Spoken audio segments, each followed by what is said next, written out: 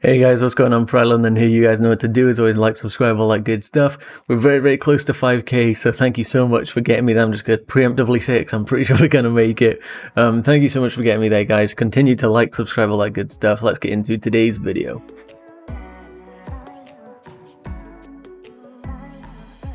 So starting off, sources, Lampard fuming at Chelsea first team start, wants him gone within weeks. And I'll give you one guess who it's about. It is about Kepa Arrizabalaga and wants him sold as soon as the Chelsea season finishes next month. Football Insider understands, and that's basically because of, this season generally having been poor in goal, probably the worst in the league. I'm pretty sure most of his statistics are, bottom of the league. So not great, but it's revealed that on the 11th of July that Lampard made up his mind to sell Arrizabalaga this summer and sign a new Chelsea number one. And this is going to have big implications for our club because, there's a few other articles citing this, by the way, from different sources. Frank Lampard has already decided Chelsea's next transfer after Kai Havertz deal is complete.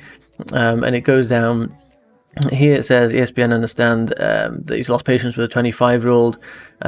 Fears he'll struggle to develop into the authoritative, that is right, commanding goalkeeper he requires to advance his rebuilding job. And then it links us with, Andre Onana, Ter Stegen, Dean Henderson, although not so much because he wants someone very experienced. And Dean Henderson has had like 1 year at the top, so it looks like we'll be going for a big goalkeeper either way. I've said before, I honest to God would be fine bringing someone like Ben Foster in because he has got an insane save percentage. And he has a bad defence in front of him. Like, Watford do not have a good defence. But Ben Foster is just a great keeper. Like, he'd be cheap to get as well, especially if Watford end up going down as possible. A signing like that would do me for a year or two while Kepa maybe goes out on loan. If he recovers some form, then we bring him back. But realistically, I'm happy with a new keeper, although it looks like it's going to be a big one, and that is good news, of course, because we want a big keeper at the club. But at the same time, there's another source here, Frank Lampard's fuming at Kepa, blah blah blah. It's definitely happening. I think he's gone this season. At the same time, though, this is going to take up a large chunk of our budget because we know we're going to lose money if we try and sell Kepa this season. So it's probably going to be a case of lose money on him, spend big on someone else. Is it going to be the 100 million or so for Ter Stegen? Probably not. I could see Onana coming in, although I think Onana's a good keeper. Is he going to be the, Petr Cech, very like the big keeper that we need? I don't know. It's going to be a tough one. Whoever we go with, they're going to have a lot of pressure on them to come in and perform, although anything better than Kepa is not that difficult at this moment. I feel like you could throw me in there and I'd do a better job. So it's going to be an iffy one. It's going to be a very iffy one because this is going to cost us a lot of money. Whether we send Kepa maybe out on loan for a season or two to somewhere like Valencia that we've seen linked with in the past. Maybe we send him on loan there for a couple of seasons. If he starts performing, then maybe his value will rise up a bit.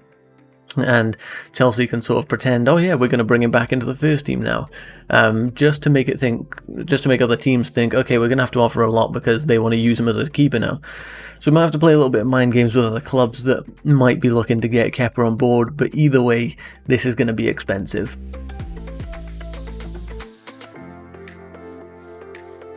And then we've got quite a few different Kai Havertz stories here, and of course, like I said, I'll keep you guys up to date with all that's going on. Sané seems to confirm Chelsea transfer deal for Kai Havertz. And if you guys saw this interview, he was interviewed basically about moving to Bayern Munich, and he was questioned about German players basically, and he said many young players get their chance and develop well in the Bundesliga. I think that Werner and Havertz, which are two Germans in 1 year, Chelsea did a good job. Then he goes on to talk about Germany. There you go. He says, I think Werner and Havertz, or Timo Werner and Havertz, which are two Germans in 1 year, Chelsea did a good job. Now that's an iffy one. A lot of people are taking that to say, oh my god, we've signed him, like Kai Havertz and him maybe mates because they're German international buddies. Doesn't necessarily mean that they are friends, but it's quite possible that given that they work for the same country in football terms. So does it mean anything? Possibly. It is possible that he knows, yeah, this deal's basically going to happen. But that's just as much as we know at this point. We basically know it's going to happen. And I still do not think there's a fee agreed between us and Bayer Leverkusen. So I don't think this means, they've already signed the contract and money's been handed over and the deal is complete. It's just waiting to be announced. I don't think that's the case. I basically just think that he's been keeping up to date with, the headlines kind of loosely, not like checking it every day, refreshing, oh my god, is Kai Havertz gone or whatever. And maybe he's had a chat with Kai saying like, yeah, I'm going to be going to Chelsea, like I've made it clear to the club. And I think that's basically as it is. I think it's basically as much as we know. So people saying, oh, that's it, he's confirmed the deal's happened. It hasn't happened yet, I really don't think. But I do think it's going to happen, don't get me wrong on that. Let's move over to the next Kai Havertz story, and that is Kai Havertz returned to training with Bayer Leverkusen on Thursday, but he still wants to move to Chelsea. Havertz has told Leverkusen he wants to leave this summer, and they are prepared to sell because he has only 2 years left on his contract. So we sort of knew most of that already, but it's good to hear the part at the end that they are prepared to sell because he only has 2 years left on his contract, which is wise from them, because if they let it go to next year, then clubs are going to say, look, you're going to have to sell us at a lower fee this year, because if in 12 months he's going for free and we can happily wait that because we know he wants to leave. So it's wise of them to sell this year. I think they're trying to play hardball and say we want, 100 million euros, I think is the fee that they're really looking for, which is about 90 million pounds. Chelsea supposedly offered are offering about 63 million that we mentioned in yesterday's video. So there'll be room, we don't know if there's bonuses included and all that. So there'll be room for it to, jump up, jump down. We'll see what happens with the fee. But we are in a strong bargaining position, I'm fairly confident, because there's no other real clubs that are going to be looking to go from at the moment. If we start getting a sniff that, Real Madrid are actually about to offer like 80 million, they're flying people over or something, then I think in that scenario, Chelsea are just like straight up will be like, okay, we'll pay it, let's go, get the deal done. Yeah, so that's what I hope would happen in that scenario anyway. Then on to the next bit of Kai Havertz news. Kai Havertz agrees 5-year contract with Chelsea. We've mentioned this 5-year contract before, but down in this article it does mention fees involved with this, and it claims that the German international has agreed a 5-year contract with 8 million euros, which is about 7.2 million pounds. And if I pull up my calculator here, 7.2 million pounds divided by 52 weeks in a year is about 138,000, so let's just call it 140 grand a year is what Kai Havertz's wage is going to be, which is quite reasonable. Yes, he is young and stuff, so that's going to be a lot of money, but you could kind of expect maybe Kai Havertz to be a top earner at our club, or at least, right at the top, somewhere near where N'Golo Kante is. But he's not going to be. He's going to be on around 140k, which is a very reasonable wage. And there's add-ons, of course, it says plus add-ons, although Chelsea are yet to settle on a transfer fee with Leverkusen.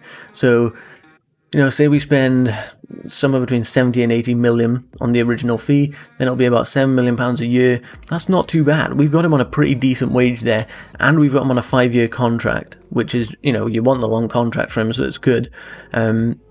And, at that point, I believe he's 21 years old now. He'll be 26, so he'll be entering into the prime of his career when this contract ends. So we do have to be cautious that, if he's starting to get into the prime of his career, he might be thinking, I want to move to Real Madrid, because we know that he wanted to move there this year, or he had like an eye on them this year. But that deal wasn't happening, and Chelsea have gone in and got the guy basically already. So we do have to be careful. He will be hitting the prime years of his career.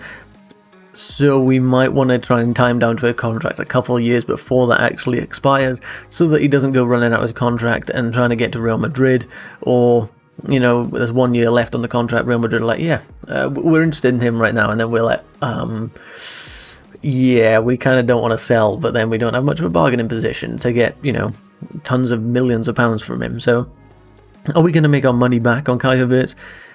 In terms of if you combine shirt sales and the amount of fans it'll bring to the club from maybe German fans, stuff like that, as well as, our stature in the game rising, the value of Kai Havertz will eventually be paid off, especially if we do end up selling him to a Real Madrid in a few years' time. Ideally, if he's playing amazingly, I want to keep him until he's 35 or something. But might not always be possible. But I do think that eventually, if he does go to Real Madrid, we're going to get a lot of money for him. Possibly same or more than what we've paid for him if he's performing well. And combining, all the shirt sales, the fact that he'll be a player that brings us up and takes us into like Champions League places fairly confidently, winning the league, winning the Champions League, winning cups. There's a lot of money involved in that, so it does look like a lot of money to be spending, but we should make a good chunk of this back.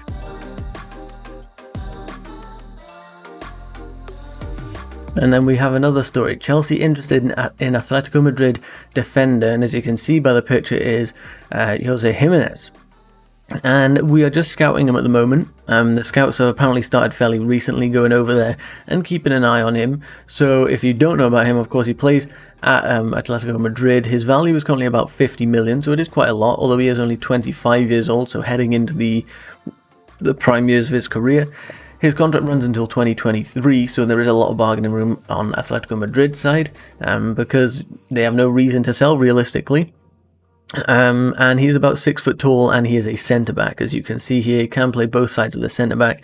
Can play a bit of right-back, a bit of defensive mid, but mainly as a centre-back. And his value, like I said, about £50 million, so it is quite a lot. If we take a look at his form this season, in the Champions League he made 3 appearances, 1 as a sub with a 6.94 average rating, so very good all round there. In the La Liga, he made 19 appearances, 2 as a sub with a 6.82 average rating. And he wins quite a few aerials per game, as you can see here. Even though he's not the tallest, he does win a good chunk of his aerials. His passing is pretty solid all around here. Those are good average numbers to be hitting across the season. Didn't play, the entirety of the season this year, but had a good half of the games or so. As you can see, defensive centres where he normally plays 22 appearances, 6.9 average rating. Coming off as a sub, didn't really have much to do, but you'd expect those numbers to be lower as a substitute, especially in a position where you can't easily get goals and stuff to boost those numbers. His characteristics, he is strong in the air, and his concentration is strong, which, if anything, are possibly 2 of Chelsea's weakest points at the moment. Sometimes we are really weak in the air, and off corners and stuff like that, our concentration just seems to disappear, and very big problems from us. Doesn't really have any weaknesses, which is also good, although I do think he is a little, I might be thinking of another player, but I do think he does get injured a little more often than you'd like. His style of play, though, he does not dive into tackles, and he is an indirect set-piece threat. So, not shooting at goal. If you're whipping it into the box, he's a threat in that regard, which is very good, something we need a bit more of, because you see Zuma these days tends to be getting on the end of these crosses in quite a lot, but he always seems to be heading them over or wide or something, so it'd be good to have another threat in the box for that.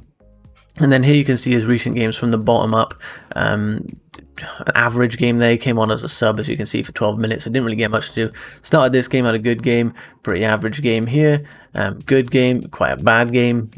Fairly solid, like above 6 for almost all these apart from this one, which is average. And then a few standout performances like here, and here.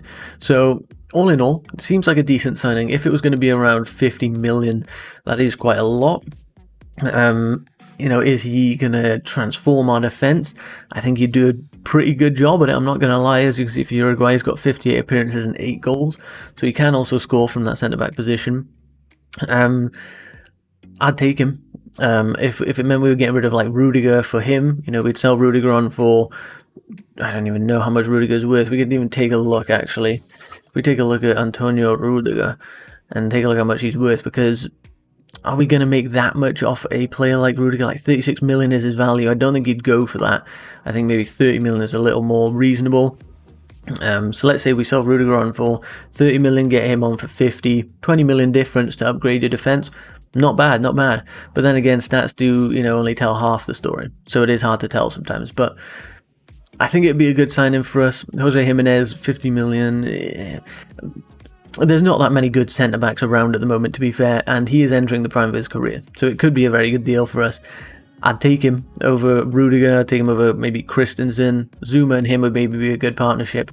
So all in all, yeah, I think I'd take him, but I want to know what you guys think. Let me know in the comment section down below. This is going to be the end of the video, so don't forget to like, subscribe, all that good stuff, and I will catch you in the next one, guys. See ya.